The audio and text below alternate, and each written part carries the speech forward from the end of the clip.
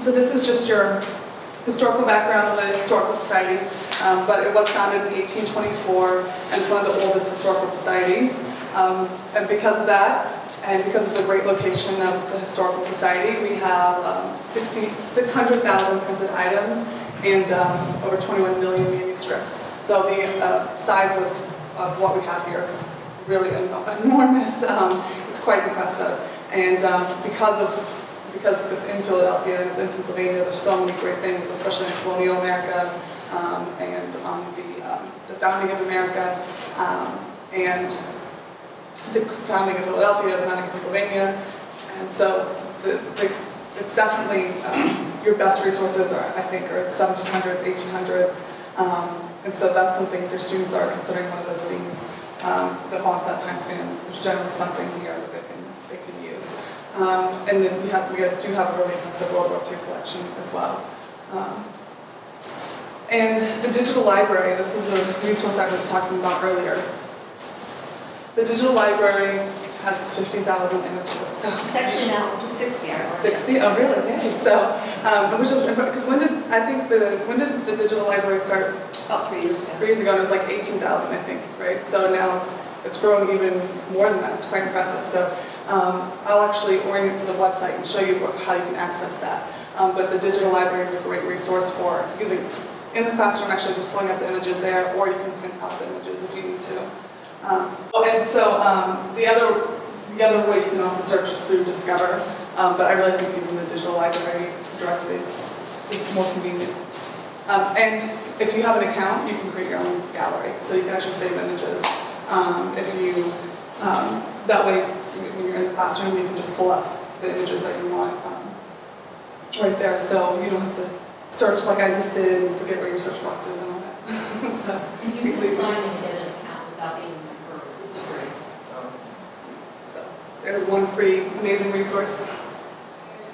So we also have lesson plans. The lesson plans are pretty expansive. They've been written over the years and published in different things. We have it in the Legacies publication.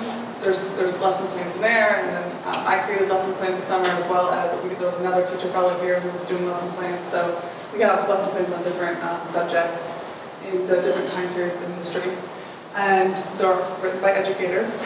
So sometimes I know I've seen lesson plans, I'm like, I don't think any teacher really wrote this, because like I would never do that in my classroom, but these were written by teachers.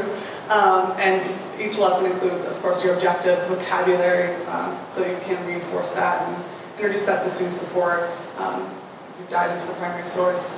And there's also background material there for the teacher, like you know kind of what time period you're looking in, but you're not really certain about the exact topic that the lesson plan is on. You can read the background information there, so you have to be an expert on it before you take on the lesson plan. And we have these fantastic blogs. This is maybe my favorite part of being here this summer. It being okay for me to read blogs while I was at work. I loved going through the blogs. There was so many interesting entries there. One of the staff members here, Dana Roth, has two that I really like, which is Hidden Histories and History's Hits, right there. And we kind of get into the off the beaten path stuff in history, like talking about,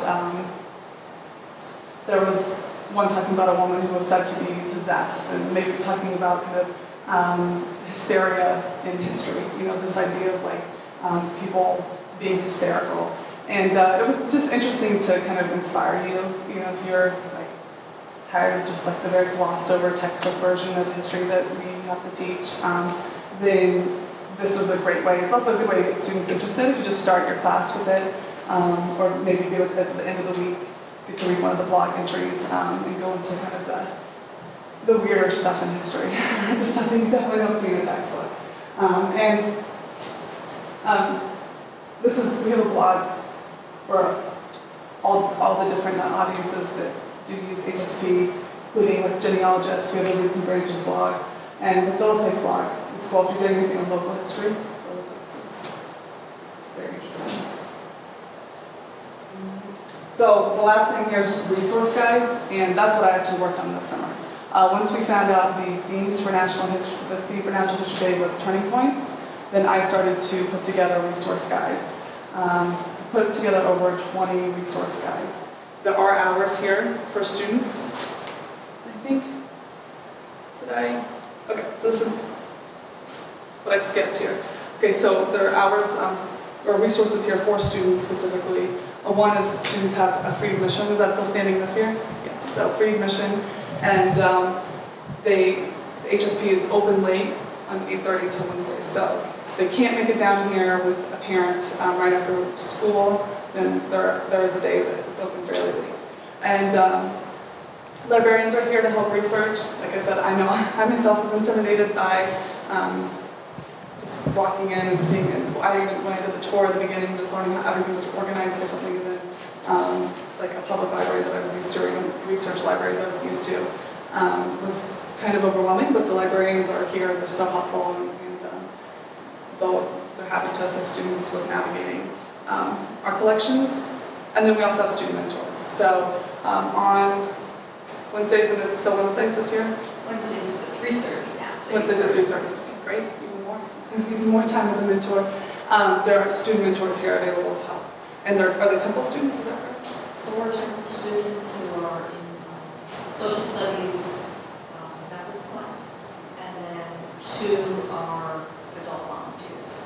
One's a retired teacher, and they're retired student. So, and will this be going on all year, or it goes on during the school year? So, those people are here, and so if a student can't come with a parent, can't come with a teacher, then there is someone here to help them with their research. So I think that's a pretty great resource. And that may, you can even incentivize it in your classroom, come and prove that they came with something for extra credit, or make it part of the project grade, and to really encourage them to come down and use this resource. Like I said, just even going through the card catalogs, which is something you can't find online, you'll be amazed at all the connections you'll make.